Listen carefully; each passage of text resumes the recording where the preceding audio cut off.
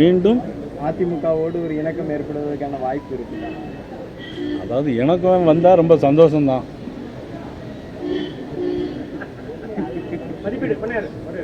மதிப்பீட்டு குழு நேற்று திருநெல்வேலி மாவட்டம், தென்காசி மாவட்டத்தை பார்வையிட வந்திருந்தாங்க.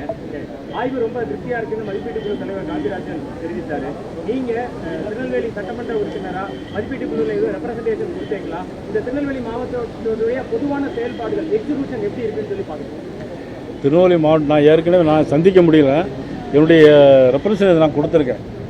அதாவது மானூர் கூட்டு குடிநீர் திட்டம் வந்து ஏற்கனவே கிட்டத்தட்ட 2012-13 போட்டது. இன்னும் முழுசாக செயல்பாட்டில் இல்லை. அதை வந்து உடனடியாக ஏற்கனவே நம்ம உள்ளாட்சித்துறை அமைச்சர் திரு நேரு அவர்கிட்ட நான் சொல்லியிருக்கேன், செஞ்சு தான் அவர்கள்ட்டையும் மனு கொடுத்துருந்தேன். அது கார்பரேஷனுக்கு வந்திருக்கு. அது ஒன்று. பிறகு சாலைகள் ரோடுகளெல்லாம் போட சொல்லியிருக்கோம். ஏன்னா மானூர் திருநெல்வேலி தொகுதி மட்டும் இல்லை, மாவட்டம் முழுவதுமே நிறைய சாலைகள், கிராம சாலைகள் போட வேண்டியிருக்கு.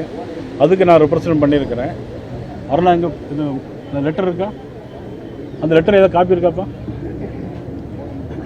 எல்லாமே கொடுத்துருக்கோம். அது மாதிரி திருநெல்வேலியில் ஒவ்வொரு வார்டுக்கும் 2 இடத்துல வந்து போர் போட்டு வாட்டர் டேங்க் கொடுக்க வைக்கிறதுக்காக வேண்டி சொல்லியிருக்கேன், என்னுடைய சட்டமன்ற உறுப்பினர் நிதியிலிருந்து.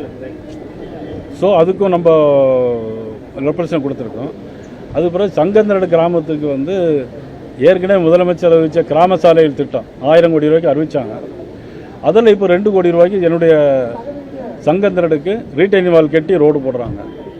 அப்புறம் ஐக்ரௌண்ட் ஆஸ்பத்திரியில் வந்து இன்றைக்கி பார்த்தீங்கன்னா எல்லாமே மத்திய அரசுடைய பணம். இன்றைக்கி 100 கோடி ரூபா, ஒரு கிரிட்டிக்கல் கேர் சென்டர் 70 கோடி ரூபா, இன்றைக்கி 200 கோடி ரூபாய்க்கு மேலே மத்திய அரசுடைய திட்டங்கள், கட்டிடங்கள் இன்றைக்கி வேலை நடந்துகிட்ருக்கு. அதை கொஞ்சம் குயிக்காக நடத்தணுங்கிறதையும் நான் எஸ்டிமேட் கமிட்டிகிட்ட சொல்லியிருக்கிறேன்.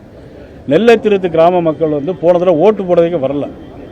ஏற்கனவே கலெக்டர்கிட்ட ரெப்ரசன்ட் பண்ணேன். அதுக்கு பிறகு நான் சட்டமன்றத்திலையும் பேசினேன்.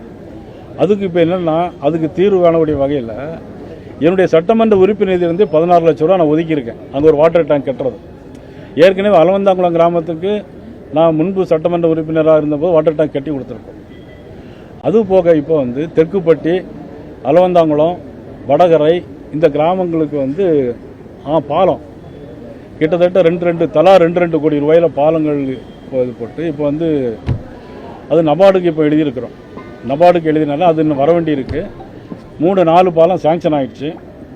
அதை ஏற்கனவே நமது நெடுஞ்சாலைத்துறை அமைச்சர் திரு ஏவா வேலு அவர்கள் ஏற்கனவே சட்டமன்றத்தில் சொல்லிட்டாங்க. அப்புறம் நான் ஏற்கனவே சட்டமன்றத்தில் பேசினேன். ரொம்ப நெடுநாளைய கோரிக்கை திருநெல்வேலி புறவழிச்சாலை, அதுக்கு ஏற்கனவே ஆய்வு நடந்துருச்சு. இப்போ அமைச்சரும் அதில் உறுதி சொல்லியிருக்காரு. நான் பேசுனது அடிப்படையில் அமைச்சர் உறுதி சொல்லி அதுக்குள்ள வேலைகளும் இன்றைக்கி நடக்கு.